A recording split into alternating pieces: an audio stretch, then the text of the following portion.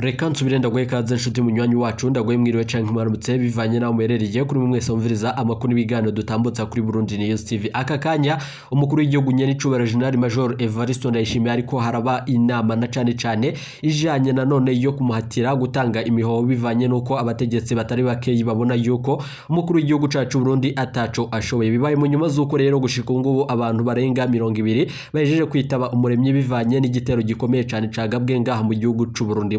Rero tuze gutanga idonido aho biriko birikekwa nanone Red Tabara bika mu nyuma zuko rero gushika ngubu yoba iriko nanone hejeje kuronka intererano iteye ubwoba kuko umwanya ku mwanya irashobora nanone kuba ishitse mu marembo ya Gitega nkuko bishikirizwa n'abatari bakeni. Nyuma yuko rero abatari bakeni bahejeje kwitaba umuremyi mwitangazo rikomeye cyane Red Tabara ishikirije rirateye ubwoba. Munyemere tuze kuriga ko muri aya makuru akomeye cyane yeje kudushikira bika mu nyuma zuko rero n'umukuru w'igihugu nyene cubahiro General Major Evariste Ndayishimiye aciye nanone ahoza imiryango yabuze ababo mu gitero kigayitse carayi kibaye muri komine Mutimbuzi nanone zone Gatumba. Twongera rero tumenyesha n'abakomeretse kandi tubaremesha na cane turasavye rero abajejwe umutekano guhasha no gutuza izo nkozi z'ikibi ataco zibanga nanone zica ibibondo n'abavyeyi zigatoba amahoro twaronse tuyanyote. Ivyo rero iryo akaba ari ijambo rikomeye cyane ryashikirijwe n'umukuru w'igihugu nyene icubahiro General Major Evariste Ndayishimiye abinyujije nanone ku rubuga rwe rwa X rwahoze ari Twitter. Munyemere rero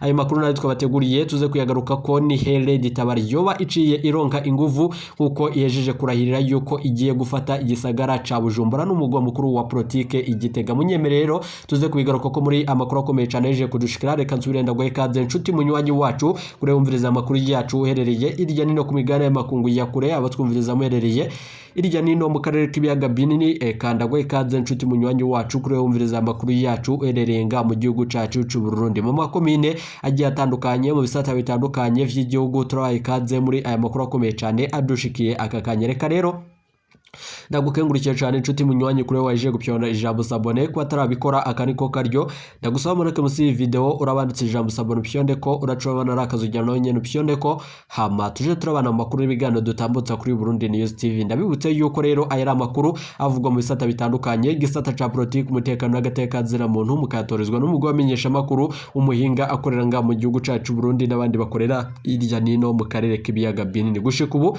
ingingo nkuru turazifatira ku makuru akomeye cyane ahejeje kudushikira ngaha mu gihugu c'u Burundi. Aka kanya rero amakuru ateye ubwoba bibaye mu nyuma zuko nanone bivugwa yuko rero abantu bashika 200 n'abarenga gushika ngubu bahejeje kwitaba umuremyi bivanye n'igitero kaminuza carayi cigabwe i Bujumbura. Amasoko yacu yemeza yuko umwari wa Red Tabara wejeje nanone kuronka intererano iteye ubwoba nkuko amasoko yacu ngaha mu gihugu c'u Burundi avyemeza no mu karere k'ibiyaga binini. Gushika ubu rero nyene cubahiro General Major Evariste Ndayishimiye gutegerezwa gutanga imihoho bivanye nuko bibona yuko ataco ashoboye. Ashikiriza yuko rero iki coba ari igikorwa kigayitse na cane camukuye umutima nkuko nanone abamwegereye babishikiriza. Gushika rero muze kunyemerera tubashikiriza ijambo rikomeye cyane umukuru w'igihugu nyene cubahiro General Major Evariste Ndayishimiye aciyashikiriza bivanye nuko gushika ngubu rero amakuru akomeye cyane yeje kudushikira ari amakuru ateye ubwa mbere yuko rero tubashitsa ko amakuru ajanye n'ivyo vyose biriko birakwiragizwa irya nino mu gihugu c'u Burundi. Reka banze tutangurire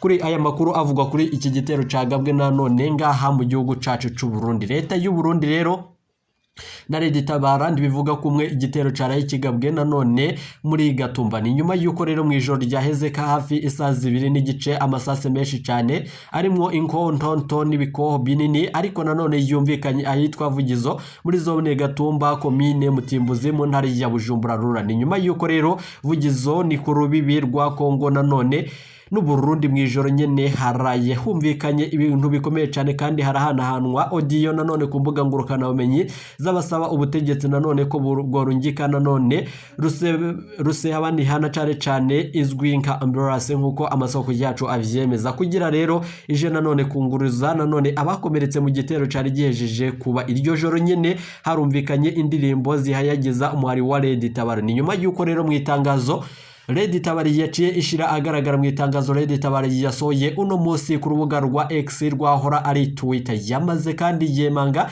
igitero nyuma yuko yibonekeje, kandi Red Tabara yavuze yuko abagwanyi bayo basanzwe mu Burundi bateye ejo ku biro nanone by'igipolisi bicungereye urubebe. Ni nyuma yuko rero ivugizo muri zone Gatumba Red Tabara ivuga yuko yishe abasirikari 9 n'umupolisi umwe, ivuga kandi ko yafashe ingoho imwe nanone yo mu bwoko bwa FM Kalashnikov nkuko nanone ibitangaza, ikavuga yuko rero yafashe n'ingoho 2 zo mu bwoko nanone bwa Kalashnikov nanone AK47 nkuko amasoko yacu avyemeza, be n'amasasi menshi nkuko Red Tabara ibishikiriza. Red Tabara rero yarangije ivuga yuko izobandanya ibitero kugeza abatwara Uburundi bemeye kuyumviriza. Ni nyuma yuko rero amakuru akomeye cyane yeje kudushikira, nyuma yuko abasirikare bacu Burundi bo barajanywe nanone mu ntambara badatahura muri Republika Iharanira Intwaro Rusangi ya Kongo. Ese Red Tabara yoba iriko irafashanya n'umwari wa M23 canke vyoba ari ibiki bigiye kwibonekeza nga mu gihugu c'u Burundi? Mugabe rero nga mu gihugu c'u Burundi ibintu birakomeye cyane ku ruhande rwayo. Leta y'u Burundi yemeje yuko araye habaye igitero cyakozwe n'abagizi ba nabi batazwi. Leta ivuga yuko harimo nanone hari imiryango 9 yo ku mutumba wa Vugizo nanone muri zone Gatumba yatewe nijoro isa 2:40. Ni nyuma yuko leta ivuga yuko ico gitero cyahitanye abantu bashika 200 barimwo abana 12, abakenyezi 3 n'abagabo 5. Leta ivuga yuko hakomeretse abantu bashika 9. Leta yemera yuko hapfuye umupolisi umwe, nayo ivy'abasirikare igaca ibihakana. Leta ivuga yuko rero igiye kongereza umutekano w'abanyagihugu. Ukuri ni ukuhe kuriko nanone kuriko kuravugwa kandi gukwiragizwa mu ma audio yaraye atanzwe muri iri joro ryaheze? Ntituronka rero amakuru nanone akwiye, turaza kuyabashitsa ko mu buryo bw'idonido na cyane ko tugira tubashitse ko ibintu bikomeye cyane nyuma yuko umukuru w'igihugu Nyenicubahiro General Major Evariste Ndayishimiye ariko yibonekeza mu bikorwa bitandukanye, na cyane kuva yofata imvona none yofata ingingo ikomeye cyane yo guterera leta ya Felix Antoine Tshisekedi mu bijanye no guhonyanga amasezerano y'u Rwanda, nyuma yuko umwari wa M23 wategezwa kugirana ibiganiro na Felix Antoine Tshisekedi. Ariko umukuru w'igihugu cyacu Burundi Nyenicubahiro General Major Evariste Ndayishimiye akaba yaraciye afata ingingo ikomeye cyane yo kurungika abasirikare mu mbisho. Gushika rero leta y'u Burundi ikabihakana yuko hari abasirikare muri Republika Iharanira Intwaro Rusangi ya Kongo mu gihe atari n'ikiriko kirakogwa kugira ngo abasirikare bacu bafashwe mire n'umwari wa M23 bari kurwe. Gushika rero amakuru akomeye cyane ayejeje kudushikira nga mu gihugu c'u Burundi, nubwo tudashigikiye ibi bitero biriko biribonekeza. Reka rero tubanze dutangurire kuri aya makuru akomeye cyane, mu nyuma turaza kubashikiriza ibijanye no gufashanya na cyane Red Tabara ku gitero gikomeye cyane kigiye guca kigabwa ku kirimba c'umukuru w'igihugu Igitega. Niko rero amasoko yacu muri uyo muhari abishikiriza umwanya ku mwanya. Murashobora kumviriza ibikoho binini n'ibito bitangura kumvikana, kandi urwamo rw'inkoho murazi yuko ari ibintu vyaba vyibonekeza mu bihugu birimo intambara. Munyemere rero tuze kuyigaruka ko muri amakuru akomeye cyane twabateguriye, mbere yuko tubashitsa ko amakuru akomeye cyane twabateguriye kuri ayo nanone avuga mu gufashanya n'umwari wa M23 hamwe n'umugwi ugwanya igihugu c'u Burundi Red Tabara. Munyemere amakuru yacu tutatanguriye ku makuru akomeye cyane ahejeje kudushikira nga mu gihugu c'u Burundi. Mu nyuma turaza kugaruka kuri ayo nanone avugwa kuri uyo mugwi. Ni nyuma yuko rero Giharo umugabo yicishijwe amahiri n'imbonera kure. Birababaje cyane ibi vyose rero ataho bitaniye na cyane n'ivyakozwe n'uyo muhari wa Red Tabara, bivanye nuko imbonera kure nazo nyene ari inkorambara. Gushika rero birababaje cyane kuba imbonera kure zihabwa nanone iteka nga mu gihugu c'u Burundi, kandi kizigahabwa ikibanza mu bijanye no guhungabanya umutekano w'abanyagihugu. Josuwe w'imyaka 22 yarakubiswe ku muhingamo kuri uyu wa gatatu n'imbonera kure abagwanyi b'umwari w'urwaruka rw'umugambwe uri ku butegetsi wa CNDD-FDD zirongowe na Bernard Niyibizi. Ni nyuma yuko rero bamusize ari ikiruruma nanone hafi y'umuhana wiwe, yavuye rero anapfa. Ni nyuma yuko rero umuryango w'iyo muhisi wavuye usaba yuko ba amatoza imbere yuko ahambwa, ariko uratebwa ubwoba n'intwaro n'indongozi z'umugambwe uri ku butegetsi wa CNDD-FDD. Birababaje cyane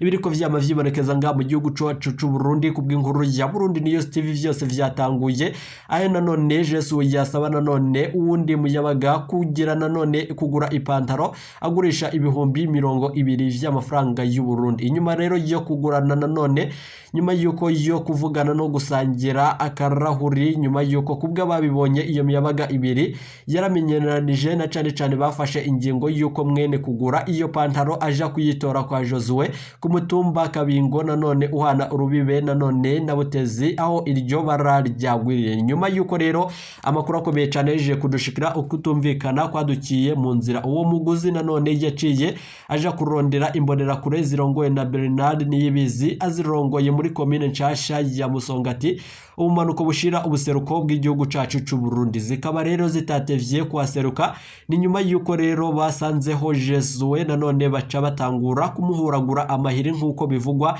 n'abanyagihugu baba kuri uyo mutumba Butezi. Ni nyuma yuko rero amakuru akomeye cyane yeje kudushikira abavyeyi n'abavukanyi ba Josue bamaze kumenya yuko ageramiwe, bace baza baranyarukana amafaranga 200,000 kugira ngo bakure Josue mu minwe yabo bagizi ba nabi, ari nazo mbonera kure.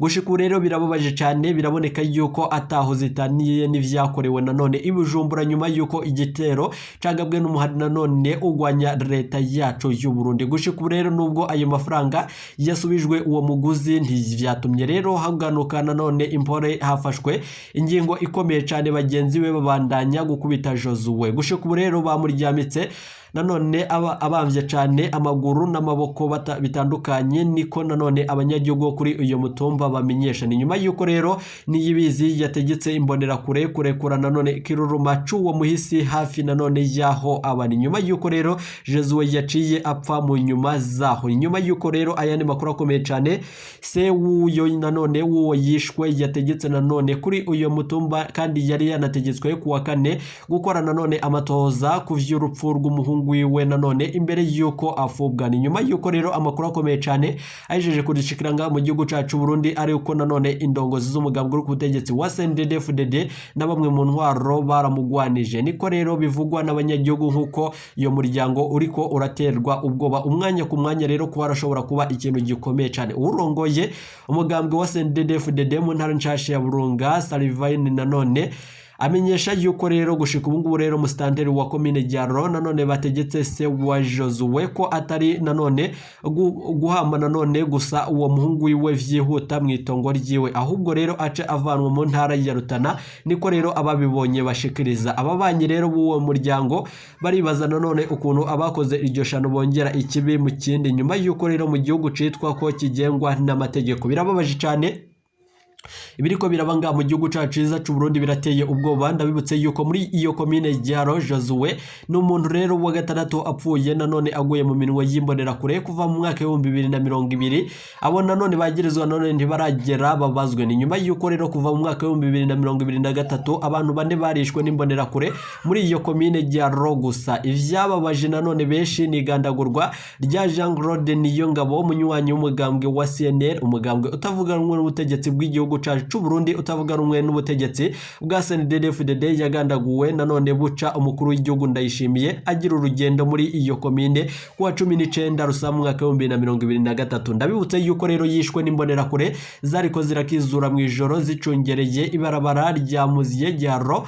Nanone urwo rugendo rw'umukuru w'igihugu Nevanti rwabaye rukibaye nyuma yuko rero amakuru akomeye cyane yeje kudushikira mu gihugu c'u Burundi. Imbonera kure zirakora ibikorwa vyakozwe n'abajeje umutekano mu gukizura ijoro. Ku munsi rero wabahariwe umunyamabanga nanone mukuru umugambwe CNDD-FDD Reveriyano Ndikuriyo aheruka gushimira urwaruka rw'umugambwe wiwe mu ntererano yarwo mu gukingira imbibe z'igihugu. Umukuru w'igihugu c'u Burundi nanone Nyenicubahiro General Major Evariste Ndayishimiye yarashimangiye na cane kuwa gatandatu wa 2026 mukaka mwaka wa 2023 uruhara rw'imbonera kure mu gucungerera umutekano w'imbibe z'igihugu cacu c'u Burundi. Evariste Ndayishimiye yanazisavye kwigiza nanone ibikorwa vyo gukizura abakora nanone ahari Imana ko yoba nanone hoba hari na Satani. Nyuma yuko rero yabishikiriza kuri iryo gerekerezo, hari umunsi rero hahimbazwa isabukuru rigira indwi ry'umunsi nanone wahariwe imbonera kure. Nanone kubw'umukuru w'igihugu c'u Burundi Nyenicubahiro General Major Evariste Ndayishimiye, amakuru akomeye cyane yeje kudushikira nuko nanone Nation n'umwe nanone mu buryo mu bumwe bwa Buraya baracafuje ishusho ry'urwaruka rw'umugambwe uri ku butegetsi rwanse nanone ko igihugu kivogerwa kandi nk'uko abarundi bagandagurwa umwanya ku mwanya bivanye n'uko izo mbonerakure zamaze zibonekeza muri ayo mabi atagira uko asa. Ndabibutse yuko rero imbonerakure zivugwa cyane mu mabi akorerwa abatavuga rumwe n'ubutegetsi bwa CNDD-FDD, bikavugwa yuko rero zikaba zifatwa nanone n'ivyo nanone n'akarwi kuri ubu ngubu rero ku bumwe bwa Buraya kazagiriza yuko ari inkorabara, ari akarwi k'inkorabara nk'uko nanone Nation Union ariko ishikiriza. Gushika ubu rero ivyegeranyo vyinshi vy'amashirahamwe aharanira agateka kazina muntu yo mu gihugu na mvamakungu yemeza yuko kandi akagereza imbonerakure gukora amabi nanone ntibihabwe nubwo umukuru w'igihugu yemera yuko agiye kubishira ku murongo. Ibi vyose rero Nyenicubahiro General Major Evariste Ndayishimiye yoba ari vyo nyene biba vyibonekeza kandi bigaca vyumvikana yuko adashoboye gutwara igihugu cacu Burundi n'abarundi. Amakuru akomeye cyane je kudushikira rero arateye ubwoba, muze kunyemerera tuyabashitse ko mu buryo bw'idonido. Reka ayo makuru avugwa nanone kuri izo nkorabara z'imbonerakure nanone zamazibonekeza mu bikorwa bitandukanye, nanone tuze kuyagaruka ko mu yandi makuru akomeye cyane twabategurira. Reka rero twiganukire ku makuru akomeye cyane yeje kudushikira ku gitero i Bujumbura. Ni nyuma yuko rero umukuru w'igihugu Nyenicubahiro General Major Evariste Ndayishimiye ariko yagirizwa kwama nanone ababazwa n'ibikorwa biba biriko birakorwa nga mu gihugu cy'u Burundi, ariko gushira mu ngiro ingingo yasezeraniye abanyagihugu bigaca vyanga. Biraboneka yuko rero umukuru w'igihugu Nyenicubahiro General Major Evariste Ndayishimiye atari we afata amategeko nga mu gihugu cy'u Burundi, na cyane ko amategeko agenderwa ko nga mu gihugu cy'u Burundi ava mu mugambwe wa mbere nanone mu gihugu ca Tanzania wa CCM nkuko amasoko yacu avyemeza. Gushika ubu rero amakuru akomeye cyane ajeje kudushikira nga mu gihugu cacu Burundi mu gihe yuko umubano wacu n'igihugu kibanye cy'u Rwanda bitariko nanone biraboneka neza bivanye nuko umukuru w'igihugu Nyenicubahiro General Major Evariste Ndayishimiye ariko yibonekeza mu bikorwa bitandukanye. Ndabibutse yuko rero umuhari wa M23 ubwoba n'igishika ni vyose ku bategetsi bakomakomeye ko umwanya ku mwanya urashobora gufashanya n'umugwe nanone ugwanya leta y'u Burundi wa Red Tabara. Bikaba bikekwa yuko rero uyo muhari wa M23 woba uhejeje nanone kugirana amasezerano akomeye cyane n'uyu muhari wa Red Tabara uriko uragwanya leta y'u Burundi. Nyenicubahiro General Major Evariste Ndayishimiye ategezwa gufata ingingo ikomeye cyane mbere yuko atanga imihoho bivanye nuko gushika ubu ngubu atakintu na kimwe ariko arashikiriza abanyagihugu. Gushika ubu rero ndabibutse yuko ibiriko birabanga mu gihugu cacu Burundi nkuko bitomorwa n'abatari bakenga mu gihugu cy'u Burundi bashikiriza yuko vyose biriko birava kumvo nanone zitandukanye zijanye nuko mukuru w'igihugu Nyenicubahiro General Major Evariste Ndayishimiye ataco ashoboye gushikiriza ku bene igihugu. Munyemerere rero ayo makuru nariswa bateguriye tuze kuyagaruka ku makuru akomeye cyane ajeje kudushikira nga mu gihugu cy'u Burundi nyuma y'uko rero iyo muhari wa Red Tabara uhejeje kuronka ibigwanisho biteye ubwoba. Gushika ubu rero hakaba hataramenyekana iyo vyoba vyaturutse, iyo ntererano yoba iriko irava he. Munyemerere tuze kwigaruka ku muyandi makuru akomeye cyane twabateguriye. Ntimuje kure ibigano vyacu nakagaruka. Ndabibutse yuko abasirikare b'uyo muhari bahejeje nanone kwitegurira urugamba, aho bari bahejeje imyimenyerezo itari mike yakorewe nanone muri Republika Iharanira Intwaro Rusangi ya Kongo nkuko amasoko yacu avyemeza. Ubwoba n'igishika ni vyose ku batari bakenga mu gihugu cy'u Burundi. Munyemerere ayo makuru nari twabateguriye tuze kuyagaruka ku muyandi makuru akomeye cyane ajeje kudushikira. Ntimuje kure ibigano vyacu nakagaruka. Nizere ko aho uherereye hose umerewe neza, iteka umunezero n'ibyo tubipfuriza. Iyi ni Burundi News TV.